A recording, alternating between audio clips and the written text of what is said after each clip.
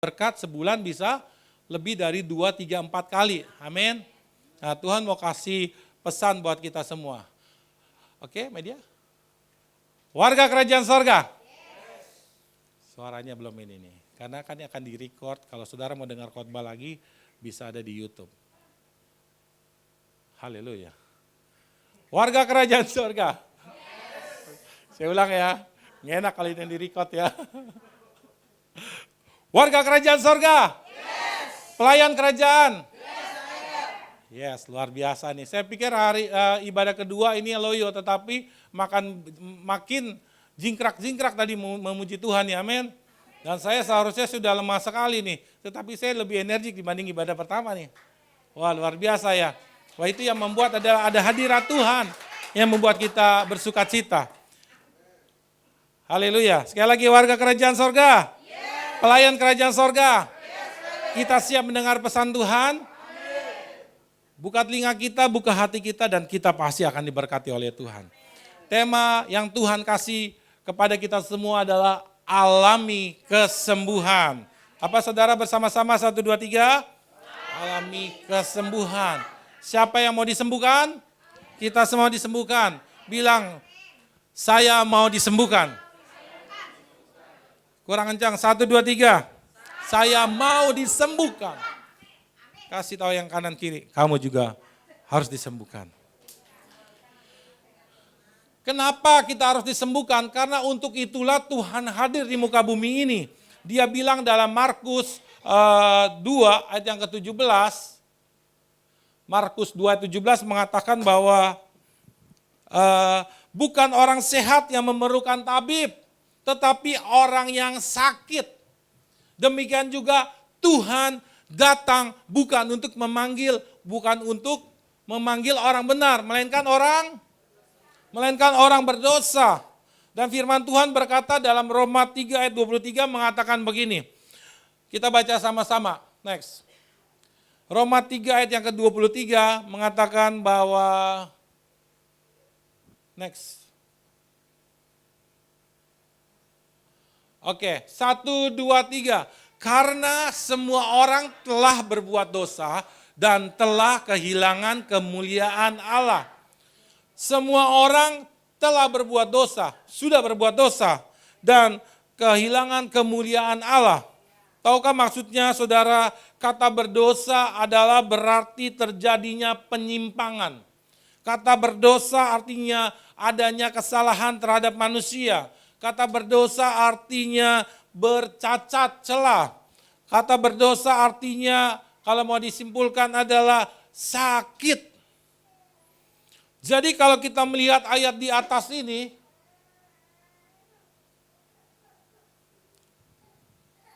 adalah berarti bahwa manusia di muka bumi ini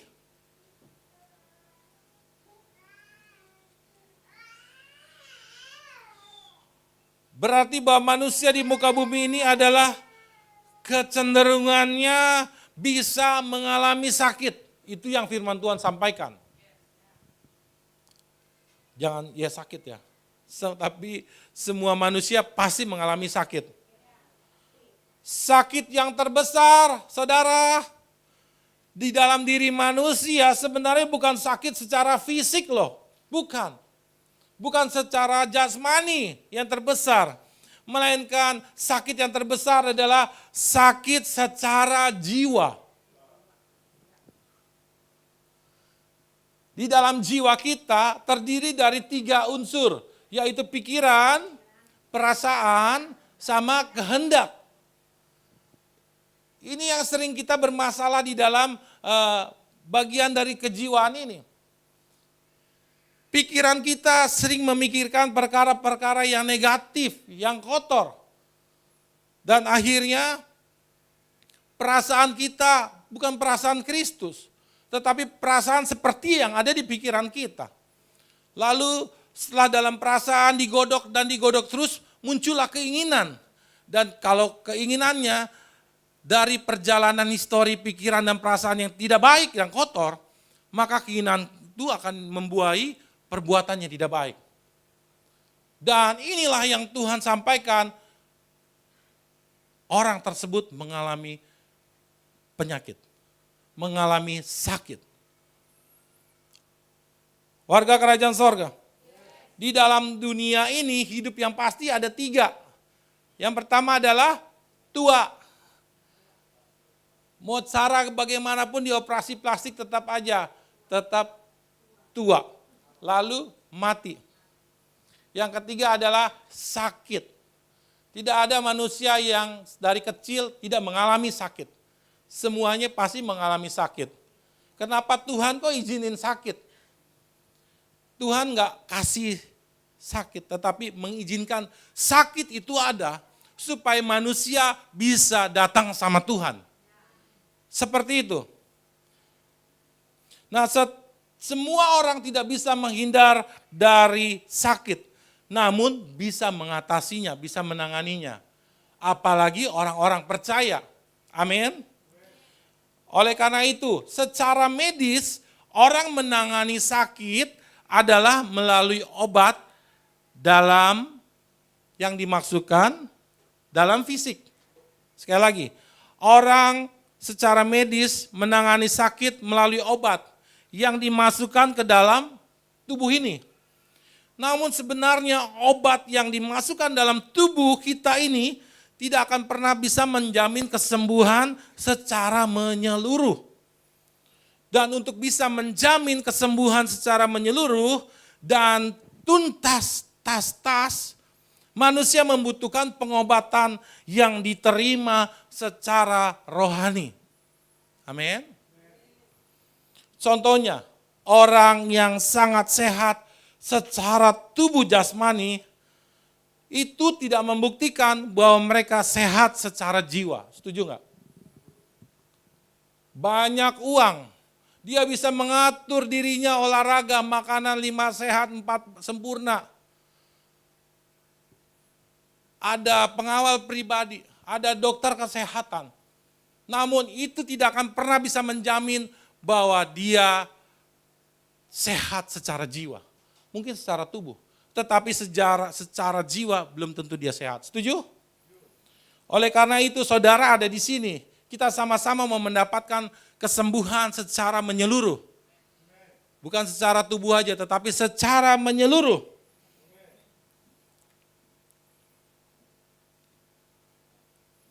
Nah, namun yang bisa membuktikan manusia bisa sehat secara jiwa dan secara tubuh adalah karena dimulai dari solusi pengobatan di dalam roh atau kesembuhan secara supranatural.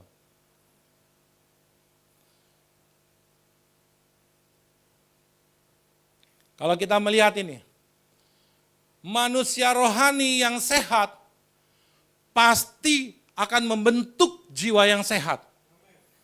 Dan kalau jiwanya sehat, pasti akan meningkatkan imun tubuh yang meningkat. Dan akhirnya tubuhnya sehat. Walaupun tidak berobat sekalipun. Amin. Kalau kita mendapatkan sukacita, kegembiraan yang datang dari Tuhan, maka sukacita dan kegembiraan itu adalah sebagai obat yang manjur. Amin. Saudara terlalu serius atau saudara ini ya? Saya ulang sekali lagi ya. Kalau ada kegembiraan dari Tuhan dan sukacita dari Tuhan, itu akan membuat saudara mengalami kesembuhan. Karena gembira dan sukacita adalah obat yang manjur. Yes, tangkap itu. Saya buat tabel setelah ini ya. Tabel di bawah ini, di atas ini, adalah menunjukkan bahwa manusia bisa lebih mudah untuk sakit. Karena cara hidup yang ada di dunia ini, si jahat ini, yang dunia berikan kepada manusia begitu keras, begitu cepat, dan mudah menular. Ini yang terjadi. Contohnya, kalau saudara luka hati dan sakit hati, dan kecewa, menurut saudara ini menular atau tidak? Saudara bisa bilang menular, saudara sudah mencoba mengeksperimenkan rasa luka hati dan sakit hati ini kepada orang, dan orang itu bilang, gue juga kesal sama dia jadinya. Saudara udah punya pengalaman? Berarti saudara bilang benar. Nah, saya yakin. Dan kecewa, sakit hati, luka hati itu adalah penyakit yang menular paling cepat. Apalagi kalau ditaruhnya di medsos. Betul? Apalagi pada saat pemilu kemarin. Waduh. Mudah sekali. Kesalahan atau kekurangan orang di sekitar kita. Kalau kita kurang sehat rohani, maka akan mudah terkena penyakit. Betul? Mudah tersinggung, mudah kecewa adalah bagian di mana sebenarnya kita sedang mengalami yang namanya sakit dan belum sembuh. Biasanya orang tersebut masih menyimpan yang namanya kebencian. Manusia rohani selalu di atas, karena manusia rohani adalah inti kehidupan. Amin. Dan manusia rohani harus menggerakkan, mengaktifkan namanya kehidupan rohani. Amin, cuman 2. Ya. Saya ulang, manusia rohani harus mengaktifkan, menggerakkan yang namanya kehidupan rohani. Setiap hari. Maka apa yang terjadi, pikiran, perasaan, dan kehendaknya akan masuk sejalan dengan kehidupan rohani. Kalau kita berjalan atas dasar firman Tuhan, maka pikiran kita, perasaan kita, dan kehendak kita akan cenderung mirip seperti kehidupan rohani firman Tuhan. Kalau kita bergaul sama Tuhan, setiap hari kita komunikasi, maka otomatis firman Tuhan bilang, kalau kita mendekatkan diri sama Tuhan, maka Tuhan akan mendekat sama kita. Kalau kita mengikatkan diri sama Tuhan, maka Tuhan menyatu di dalam diri kita. Itu kata firman Tuhan. Pikirannya Tuhan ada dalam pikiran kita. Perasaan Tuhan ada dalam perasaan kita. Amin. Dan keinginannya kita adalah keinginan Tuhan, bukan keinginan kita. Kalau keinginan kita akan cenderung kita memilih untuk kepentingan kita yang akan cenderung berbicara materi. Tetapi keinginan Tuhan jauh lebih tinggi, pikiran yang Tuhan dan perasaan Tuhan jauh lebih tinggi dan besar dibanding pikiran, perasaan, dan keinginan kita. Amin. Kanan kiri dunia mencoba merusak jiwa. Bukan merusak manusia roh, merusak jiwa supaya manusia rohani, supaya orang percaya tidak bisa berdoa. Malas berdoa, malas baca firman Tuhan. Oleh karena itu diseranglah dunia si jahat ini menyerang jiwa. Supaya pikirannya udah lu gak usah baca firman Tuhan. Udah gak usah ikut doa-doa, gak ke gereja dulu gak apa-apa. Sekali-kali gak apa-apa, dicuri waktumu, dibikin malas untuk baca firman Tuhan, berdoa. Dan saudara secara tidak sadar, saudara akhirnya menjauh dari Tuhan. Kalau saudara seperti itu bisa dinamakan saudara sedang sakit. Boleh saya bilang sakit jiwa? Karena jiwa itu di dalamnya ada pikiran, perasaan, dan kehendak. Oleh karena itu Tuhan mau pikiran dan perasaan kehendak kita sesuai dengan rancangan Tuhan setiap hari. Kalau jiwa kita sehat, pasti tubuh kita jadi kuat. Saya bilang sama istri saya, ada dari pulang Surabaya, saya udah capek, leher saya udah pegal, lalu Kamisnya, pulang Rabu, Kamisnya langsung acara Joel, lalu saya tahan-tahan, saya bilang sama Bugem, ini mumpung udah KPN, Selasa, saya Rabu mau rawat inap nih. Udah gak enak nih, istirahat mumpung saya ada asuransi juga. Tapi saya bilang ini, tapi Tuhan hari Minggu saya mau ada doa kesembuhan ilahi, firman Tuhan. Saya udah atur sama tim perisai, kita udah puasa. Sini saya pikir, aduh saya masih, apa namanya? Bukan, kalau di rumah sakit apa Ciras? Terapi ya? Terapi. Kayak seperti waktu saya pernah 3 hari dirawat itu terapi, biar rileks lagi. Nah, akhirnya Tuhan, tapi saya mau sampaikan, Tuhan kasih tema kesembuhan ilahi, kasih bahan ini. Tapi masa saya harus di rumah sakit sih? Kan aneh begitu ya. Saya bilang, saya mau praktekkan apa kata pesan yang kau sampaikan. Jadi ini sudah saya praktekkan terlebih dahulu. Dan saya pegang kepala. Saya bilang, ku cabut roh sakit penyakit keluar dari tubuhku. Tubuh ini adalah milik Tuhan, baik Tuhan. Saya deklarasikan tentang tubuh saya. Saya berkata, aku cabut roh sakit penyakit, keluar. Keluar. Dan akhirnya saya tidak jadi rawat inap. Dan kemarin juga ada pelayanan di ini ya, di perusahaan, di kantor ya, kantor Pak Joni. Semua karena Tuhan kalau saya bisa berdiri. Amin. Karena ada kesembuhan ilahi yang terjadi dalam diri saya. Dan saya rindu itu terjadi dalam kehidupan kita semua. Sakit itu dibagi 2. Yang pertama adalah sakit yang terjadi karena dari luar.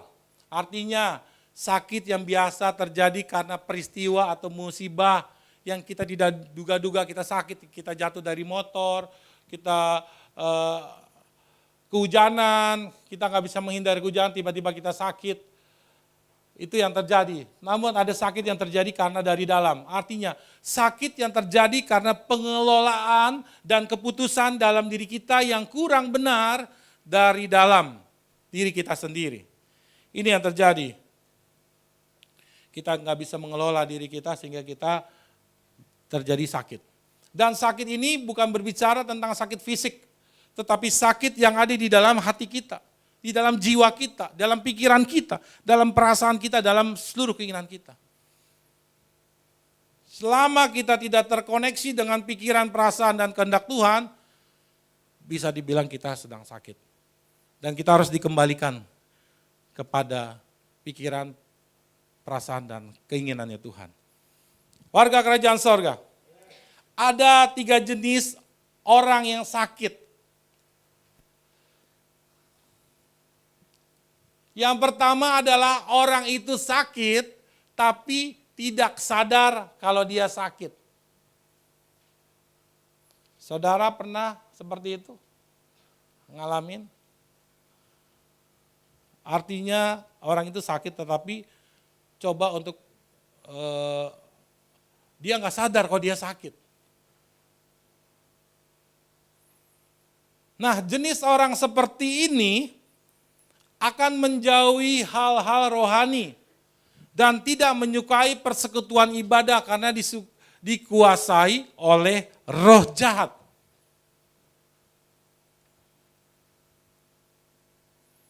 Warga kerajaan sorga.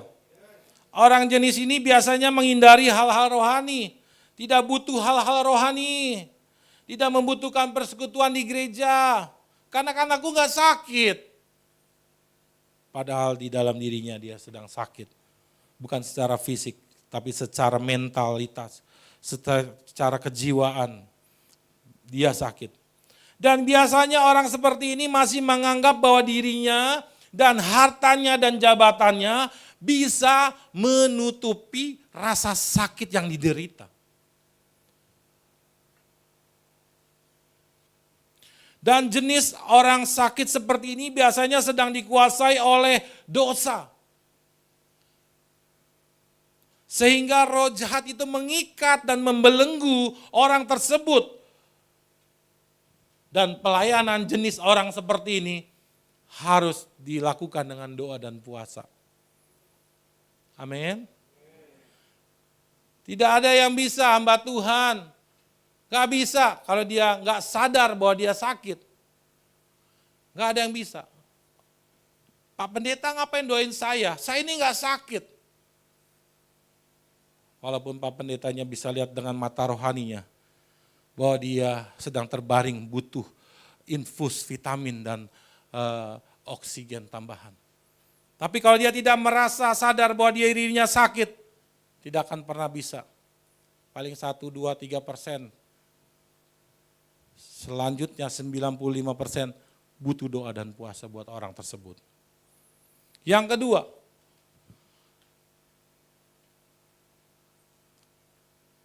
orang itu sadar sakit tetapi tidak mau diobati. Kalau yang pertama, orang itu sakit tetapi tidak sadar sakit. Tapi yang kedua, orang itu sadar sakit tetapi tidak mau diobati. Dia berkata gini, saya tidak butuh dokter. Saya tidak mau membutuhkan obat. Biarkan saya seperti ini aja lah. Jangan beri saya saran kesehatan.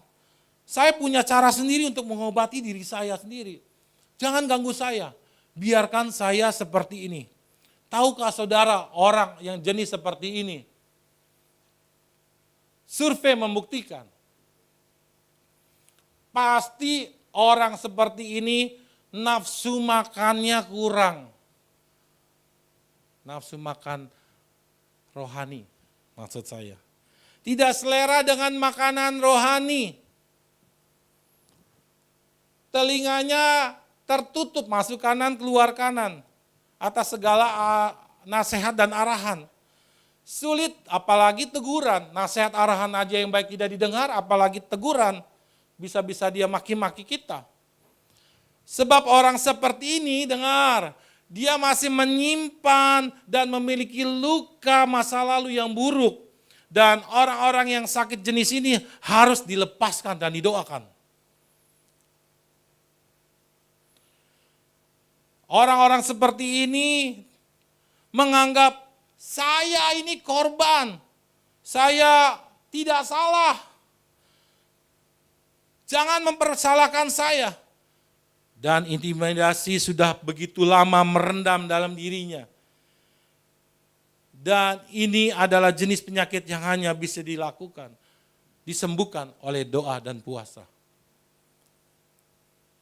Mengapa saya bilang yang pertama harus doa puasa, yang kedua doa puasa? Karena kesembuhan ilahi yang mutlak adalah kesembuhan karena mujizat Tuhan. Amin.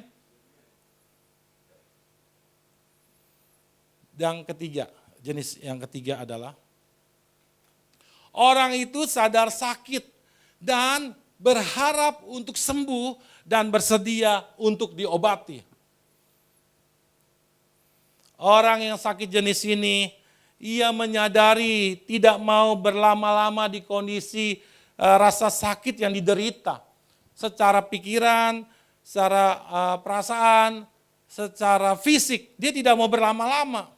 Ia mempercayai bahwa Tuhan yang sanggup menolong, menyembuhkan rasa sakit yang dideritanya. Orang yang sakit jenis seperti ini akan cepat menerima kesembuhan. Amin. Saudara termasuk dalam golongan yang kemana? Jenis yang mana? Saudara sakit tetapi tidak sadar sakit? Atau saudara sakit tapi tidak mau diobati? Atau saudara sakit tetapi saudara berharap mau disembuhkan dan bersedia untuk diobati? Saudara maunya pasti kita semua tiga, betul?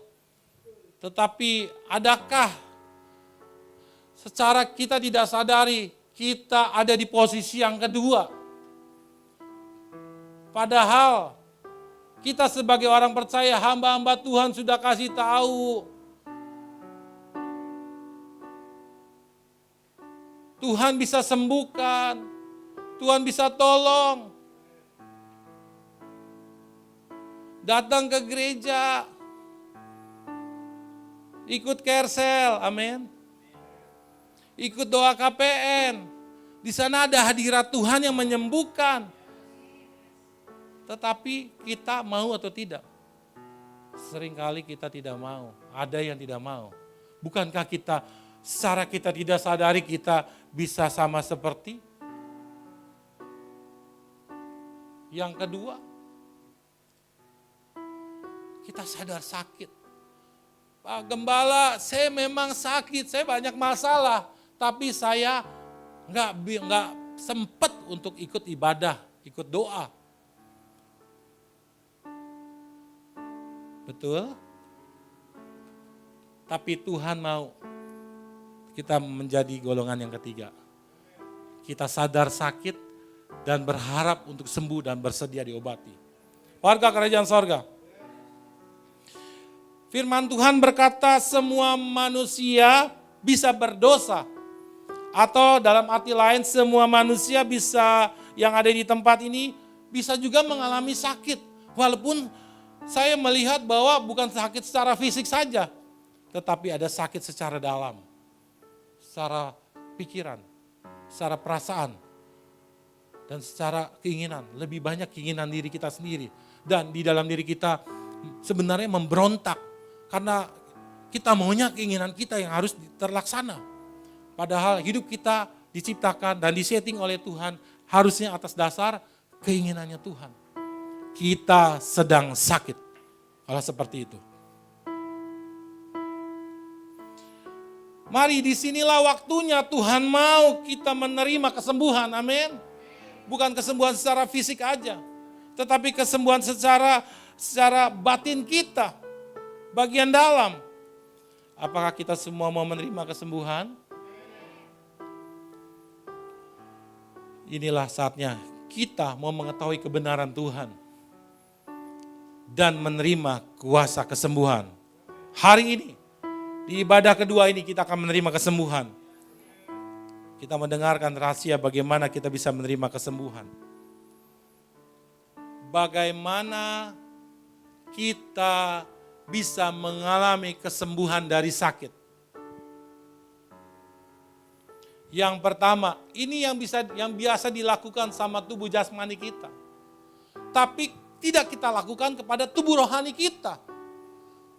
Yang pertama adalah kita harus datang kepada dokter. Betul? Kalau saudara sakit udah 2-3 hari, saudara meriang, saudara harus datang kepada dokter, dicek darah saudara. Harus dikasih antibiotik, betul atau tidak? Kita kalau udah 5 hari tiba-tiba gak ketahuan, tiba-tiba penyakitnya berat, tiba-tiba kejang-kejang, saudara gak takut kalau itu meningitis? Dari 10 korban, 7-8 pasti meninggal penyakit meningitis. Anak saya Angel yang diselamatkan, dia hidup kembali. Dan hidupnya di hari Paskah.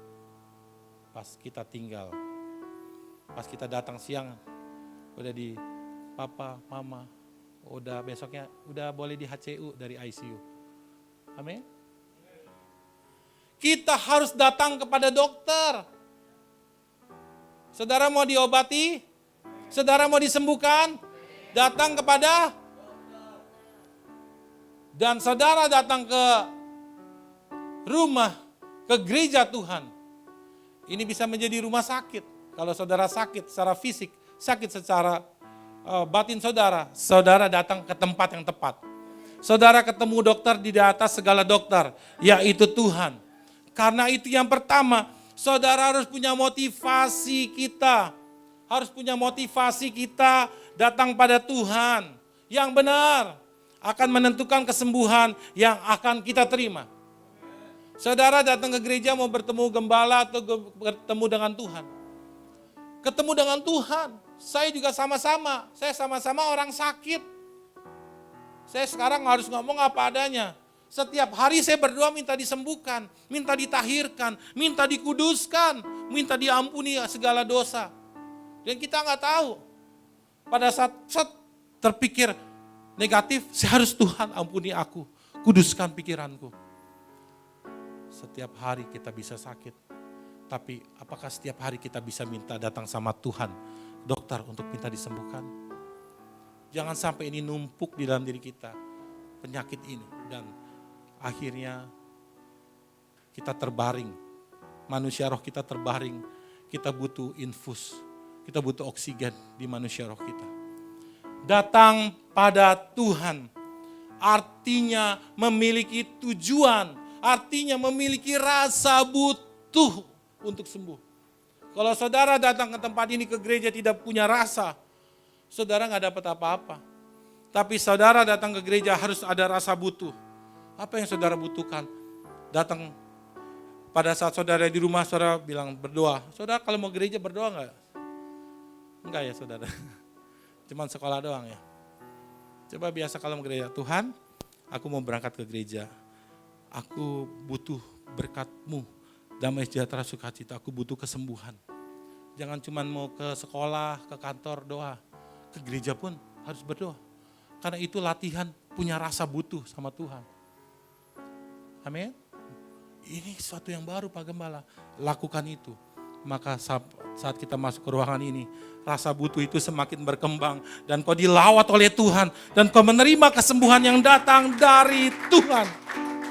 Amin. Panasin motor dari rumah. Motor jangan dijinjing bawa ke gereja. Panasin motor sampai gereja udah berkobar, menyala-nyala. Amin. Dan itu yang kita lakukan sebagai pelayan-pelayan Tuhan. Amin. Di doa persiapan. WL, singer, pemain musik, semua kita doa persiapan, kita menyalakan mesin, kita minta pengurapan untuk kita bisa impartasikan kepada jemaat-jemaat. Itu yang kita lakukan setiap hari Minggu, jam 6:30 sampai jam 7-an. Sampai jam 7 lewat. Datang pada Tuhan artinya siap berhadapan dengan Tuhan. Kalau saudara datang ke gereja, saudara harus siap berhadapan dengan Tuhan saat pujian, saat setiap lirik-lirik lagu dinaikkan, saudara sedang berhadapan dengan Tuhan. Makanya saudara kalau lihat saya selalu bergairah penyembahan, puji-pujian. Karena saya sedang memperagakan diri saya sedang menari, mengangkat tangan di hadapan Tuhan. Tuhan yang sudah mencintai saya. Tuhan yang sudah menyelamatkan saya. Jangan sampai saudara datang ke gereja, udah pujian penyembahan, saudara datang seperti patung. Ku yakin kau hadir di sini. Ekspresikan kalau engkau mengasihi Tuhan. Bukankah itu yang kau lakukan sama pasangan-pasanganmu waktu engkau pacaran atau waktu suami dan istri? Apakah engkau pada saat kau merayu kau diam aja? Kamu cantik. Kamu baik. Wah, bete itu pasangan kamu, benar gak? Benar gak ini pengantin baru? Wah, rayuan harus ada ekspresi kan?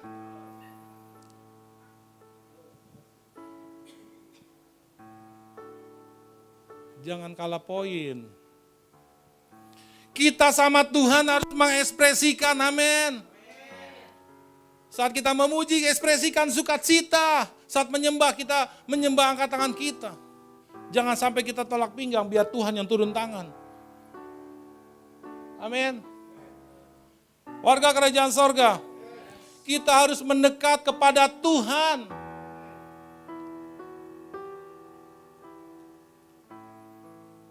Kalau kita mendekat sama Tuhan, maka Tuhan akan menjauh.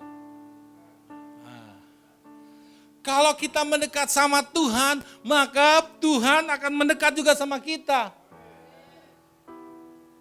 Jangan bilang, Tuhan kalau lu gak datang, ya udah. Kita nguji Tuhan. Luar biasa, Tuhan itu sudah datang waktu kita manusia berdosa. Dia datang, Yesus Tuhan menjadi manusia, dia udah datang. Sekarang giliran kita yang datang. Waktu Tuhan Yesus naik ke surga, dia sudah hadirkan Roh Kudus. Sekarang kita yang harus datang sama Roh Kudus. Amin. Jangan sampai kita tidak datang sama dokter, di atas segala dokter. Padahal kita sudah ada di rumahnya dokter. Amin. Yang kedua, kita harus konsultasi kepada dokter. Kalau sudah datang ke klinik, ketemu dokter, jangan cuekin dokternya. Konsultasi artinya kita harus jujur, kenapa kita sakit. Jujur, dan kalau ditegur sama dokter, kita harus terima. Amin. Kita harus mau terima arahan. Oke Bapak, Ibu. Kalau saya lihat cerita Bapak Ibu tadi, kejujuran tadi. Saya mau tegur ya Pak. Bapak gak boleh makan ini lagi ya. Bapak kalau di jalan harus begini ya. Gak boleh lagi ya. Dan diarahkan. Kalau ibu atau bapak lakukan itu lagi, penyakit ini akan terus awet, bahkan jadi parah. Kita diomelin. Siapa yang di sini pernah ke dokter diomelin dokter? Waduh, Pak Riko. Saya juga pernah. Terus kita lawan gak Pak Riko? Enggak lah. Dan ini yang terjadi sama orang-orang percaya. Saudara mengharapkan dokternya Tuhan langsung wujud Tuhan. Apa saudara masih menghargai kehadiran Tuhan melalui para nabi-nabinya, para rasul-rasulnya, gembala, mentor-mentor, gembala Kersel. Itu yang Tuhan mau dengarkan. Jujur, pasti akan didoakan. Kalau ditegur, lawan. Gembala ini negor-negor, orang mau ada masalah negor-negor. Ingat, kita sedang datang sama dokter. Kalau teguran, arahan, semua cuma satu, untuk kebaikan kita. Kalau saudara mau terima, syukur. Kalau enggak terima, syukurin. Wah. Kalau saudara mau terima teguran, demi kebaikan saudara. Kita gembala, kalau saya negur, bukan untuk kebaikan saya. Betul ya? Cuma satu untuk kebaikan jemaat dan pengurus-pengurus. Justru jangan saudara malah sakit hati. Ada nggak orang-orang seperti itu di gereja-gereja sana? Ada? Gereja sini?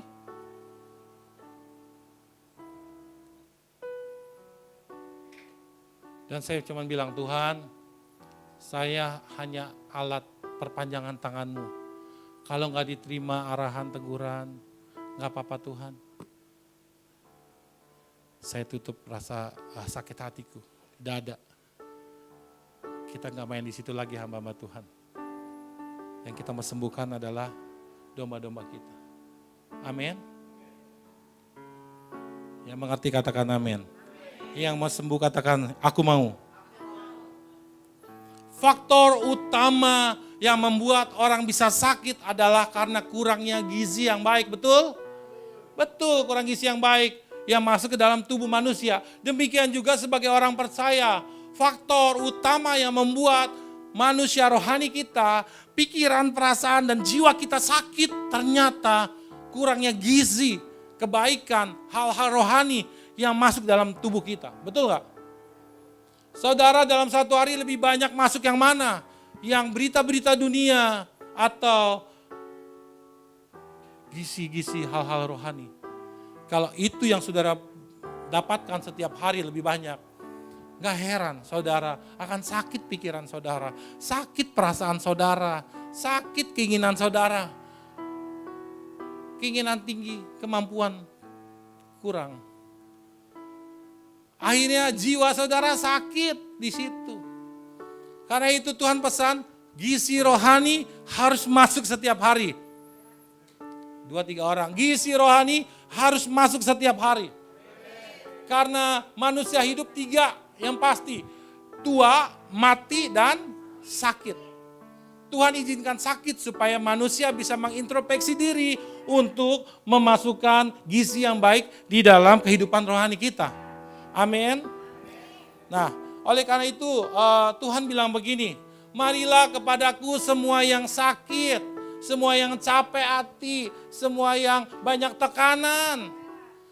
Datang sama Tuhan, Tuhan ayo marilah kepadaku. Aku akan memberikan kelegaan, aku akan memberikan kesembuhan kepadamu. Amin. Nah, yang membuat sakit tidak sembuh adalah tidak menerima teguran, tidak mau menerima arahan. Padahal teguran itu supaya bisa melakukan perubahan. Yang sebelumnya tidak baik harus dirubah menjadi yang baik. Kalau arahan itu bicara supaya bisa melakukan yang baik. Arahannya ya kamu harus olahraga, kamu harus minum vitamin. Jangan minum vitaminnya saat sakit. Vitamin itu diminum supaya jaga kesehatan kita. Daya tahan tubuh kita supaya kuat, supaya bisa mencegah terjadinya penyakit. Sebenarnya kan seperti itu, tetapi realita yang terjadi kita minum vitamin saat kita sakit. Padahal banyak vitamin saat kita sakit tidak bisa berfungsi dalam tubuh kita. Hanya beberapa vitamin yang kita minum bisa menembus, menerobos supaya kita bisa kuat. Warga kerajaan sorga. Karena itu kita harus akui Tuhan, kita harus percaya Tuhan. Dalam Amsal 3 ayat 5 dan 6 kita baca sama-sama ya. 1, 2, 3. Percayalah kepada Tuhan dengan segenap hatimu dan janganlah bersandar kepada pengertianmu sendiri. Akuilah Tuhan dalam segala laku kita. Maka Tuhan akan menyembuhkan kita, meluruskan kehidupan kita. Nah, yang pertama kita harus datang kepada Tuhan atau datang kepada dokter. Yang kedua kita harus konsultasi sama dokter, jujur, apa adanya mau ditegur, mau diarahkan. Nah, yang ketiga biasanya kalau saudara ke dokter adalah, yang saudara lakukan adalah tebus obat, beli obat. Jangan cuma manggut-manggut habis konsultasi dan saudara tidak beli obat. Ini adalah ujung tombak supaya saudara bisa sembuh. Saudara saat dikonsultasi sama dokter, kasih wejangan, bukan saudara mendengar, saudara tiba-tiba sembuh. Terima kasih. Tidak. Saudara harus tebus beli obat dan minum obat secara teratur. Bukan dokter jualan obat. Tetapi dokter kasih obat terbaik supaya saudara sembuh. Ini yang terjadi. Menebus atau beli obat artinya kita memerlukan yang namanya pengorbanan. Betul? Pengobatan yang Tuhan maksud adalah kita harus berani berkata, tidak ada yang bisa menyembuhkan aku kecuali Tuhan. Amin. Dan kita berserah kepada Tuhan. Kita buat komitmen sama Tuhan. Dan deklarasikan sama Tuhan, bahwa Tuhan ini adalah tubuhmu. Aku mau persembahkan kepada Tuhan. Amin. Minum obat teratur. Bedanya apa sama vitamin? Kalau minum obat artinya terapi.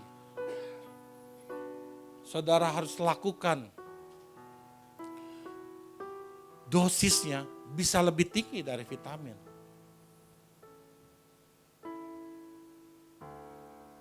Warga kerajaan sorga. Nah, ini masalah orang percaya sulit untuk sembuh adalah sudah datang kepada dokter, sudah datang kepada Tuhan, sudah mendengar konsultasi arahan dokter atau Tuhan, tapi namun tidak mau mengikuti arahan Tuhan. Udah dikasih obat, tidak mau minum obat. Bagaimana bisa sembuh? Kalau sebagai orang percaya, saudara sudah datang kepada hamba Tuhan, saudara sudah diarahkan, saudara nanya begini, jadi apa yang harus saya lakukan Pak Gembala, hamba Tuhan? Lalu hamba Tuhan sampaikan, saudara harus lakukan ini ya. Berdoa, baca firman Tuhan, saudara harus setia datang ke Kersel, KPN, ibadah raya. Pengorbanannya harus lebih banyak waktu saudara sakit, supaya saudara bisa lebih cepat sembuh. Amin. Jadi kalau sudah sembuh boleh sekali-sekali. Ya nggak boleh juga. Namun artinya gini, saudara bisa mempercepat supaya imun saudara bisa cepat naik, bisa sembuh. Amin. Dia yang mengampuni segala kesalahanmu. Ada koma. Yang menyembuhkan segala penyakitmu. Ada jenis penyakit yang tidak akan pernah sembuh-sembuh sebelum dia mengampuni kesalahan dirinya sendiri atau minta ampun sama Tuhan. Kalau dia sudah salah sama ini, minta ampun sama Tuhan. Karena dosa itu, upah dosa ialah, kalau dosa yang dipelihara akan melahirkan yang namanya kutuk dosa. Dan kutuk dosa sudah pasti di situ ada akibat, bisa penyakit. Yang taruh di sini, di ayat ini bicara tentang penyakit. Oleh karena itu saudara mesti rendah hati. Tuhan ampuni Tuhan, kalau saya sakit karena aku salah waktu itu Tuhan. Ampuni dengan kuasa darah Yesus. minta pengampunan, dan Tuhan bisa sembuhkan. Warga kerajaan sorga, kalau kita sudah sadar dan setuju bahwa konsep yang kita baca tadi adalah benar, maka sudah seharusnya kita mulai sekarang memperhatikan bagaimana kita mendapatkan kesembuhan secara ilahi, kesembuhan secara rohani. Amin. Karena hanya kesembuhan secara supranatural yang akan menyembuhkan dan menyehatkan hidup kita secara merata. Amin. Dan saya percaya Tuhan ada di ruangan ini. Dia tahu penyakit saudara, penyakit fisik dan penyakit hati kita. Saya ajak kita tundukkan kepala dalam sikap berdoa. Dalam sikap berdoa. Saat ini saya tidak mengetahui apakah penyakit saudara itu saat ini di tempat duduk saudara, saya nggak tahu.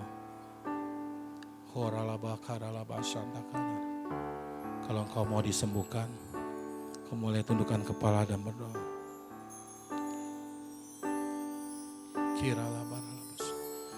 Roh Allah